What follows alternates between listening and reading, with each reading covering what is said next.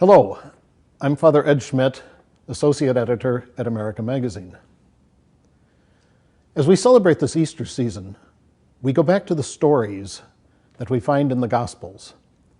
And it's very dramatic when we move from the events of Good Friday to the Easter Sunday morning scenes, as related to us by the evangelists.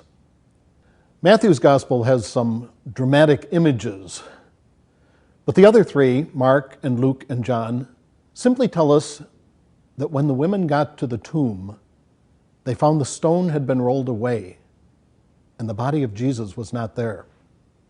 What they found at the tomb was an emptiness that gave rise to questions and confusion and doubts. Note that when they arrived, they were certain Jesus was dead and they were going to anoint his body. But when they see the tomb, all these other questions arise. What's going on here? What's happening? Where have they put him? Who are these angels talking to us? What do we do now?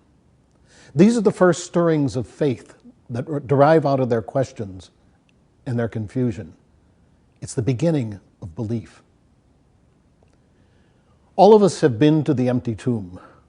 All of us have faced our own confusion and our questions and our doubts. And all of us have found in these questions, likewise, some life. The empty tomb is the beginning of life.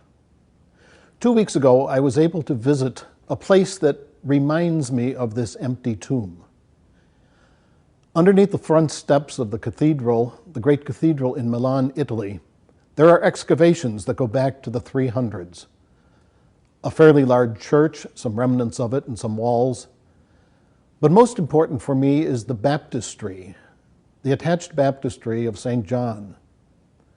In this place, during the Easter Vigil, during the 300s and later centuries, hundreds and perhaps thousands of people came to face the waters of baptism, to go into that baptismal pool and to come out to new life.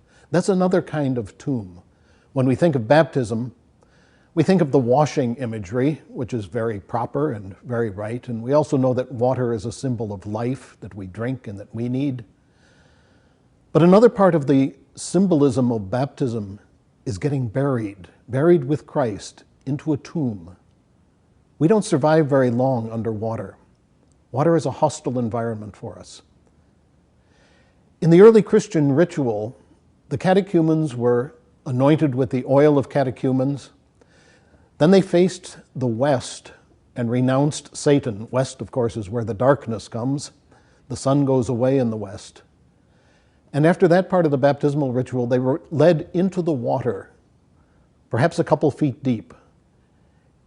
And they sat down on the bottom and they were lowered backwards under the water with the help of two deacons. This was a death experience. They couldn't breathe. They felt helpless. They needed the Christian community and the deacons who were there to help them as the bishop was up above baptizing them in the name of the Father and of the Son and of the Holy Spirit. And then finally, after 3 immersions, they were brought forth, could breathe again, and now lived with full, new, very new life.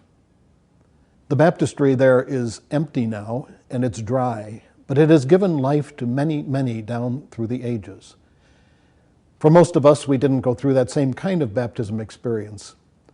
But our baptism was likewise immersing ourselves in the death of Jesus so that we could come back to life, life in the fullness. Life is something that we share, that we give away. That's our Easter. That's why we celebrate.